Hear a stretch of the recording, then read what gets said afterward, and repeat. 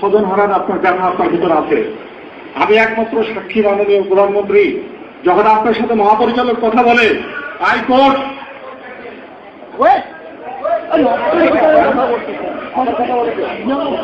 একমাত্র সাক্ষীকে আমি বলতে চাচ্ছি তোমাকে, ওই সময় যারা ছিল সবাই ইন্তেকাল করেছেন।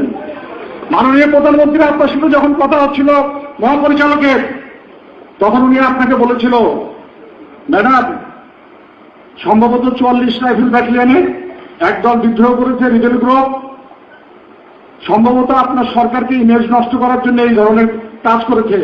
আমি মাননীয় প্রধানমন্ত্রী আমি ওখানে দাঁড়িয়ে তখন শুনলাম, এবং আমাকে সবারই আমরা যারা উপস্থিত ছিলাম মহাপরিচালক বললেন যে কিছুক্ষণের মধ্যেই সেনাবাহিনী চলে আসবে, আমরা অপেক্ষা করছি সেনাবাহিনীর জন্য।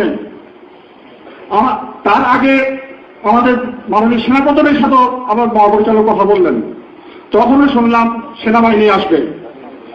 কর্নেল গোলজার যেহেতু র্যাব থেকে এসেছিল, সে তার নিজস্ব চ্যানেলে বিজি র্যাব থেকে শুরু করে সবারই সাথে কথা বলেছে। আমার সাথে ডিএমওর সরাসরি কথা হয়েছে। ডিএম আমাকে বলছে জানান 46 ব্রিগেড থেকে 2টা ব্যাটালিয়ন মুভ করছে, যা একটু অপেক্ষা করো। যদি তখন আপনি সেনাবাহিনী পাঠাতেন, র্যাব পাঠাতেন, আবার আপনার বন্ধুরা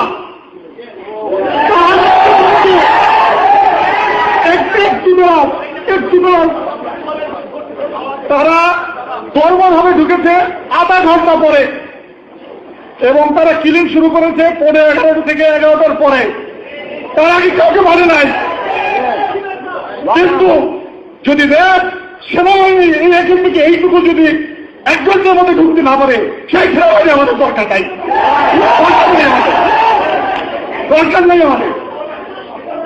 আমরা অসহায়ের মতো ওখানে বসে আছি, সবাইকে বলা হচ্ছে, সবাই আমাকে বলছে আসছে আসছে, কেউ আসলো না। মাননীয় প্রধানমন্ত্রী মাত্র প্রথম দিকে 20 থেকে 30 জন সৈনিক হচ্ছে রাইফেল নিয়ে চারিদিকে ঘেরা ছিল, ওদের কাছে লাইভ অ্যামুনিশন ছিল না, ব্ল্যাক অ্যামুনিশন দিয়ে ফায়ার করছিল। 10 থেকে 15 মিনিট পরে কোপ ভেঙে তারা লাইভ অ্যামুনিশন দিয়ে আমাদের সামনে লোড করে তারপরে ফায়ার করা শুরু করেছে ভেতরের দিকে। তখন তারা সাহস করে, আমরা নিরস্ত্র ছিলাম, তাও সাহস করে তারা ভিতরে ঢোকে নাই, বাইরে থেকেই ফায়ার করছিল মাননীয় প্রধানমন্ত্রী। কিন্তু আমি জানি না কেন আপনার মধ্যে কে বুদ্ধি দিল আপনার সংসদে এটা রাজনীতিক দলে সংশোধন করতে হবে, কেন বিদ্রোহ ঘোষণা বিদ্রোহই করতে হবে, কিন্তু এটা করলেন না। রাজনীতি সব জায়গায় চলে না মাননীয় প্রধানমন্ত্রী, রাজনীতি খবর যদি ইচ্ছে আমার সেনাবাহিনী কোথাও আমাদের একটা ট্রেন পাঠাতো, অথবা একটা যদি আমাদের কমান্ডো বাহিনী একটা প্ল্যাটুন যদি যেত, ওরা পিপিলিকের মতো পাঠিয়ে যেত, কিন্তু কেউ গেল না।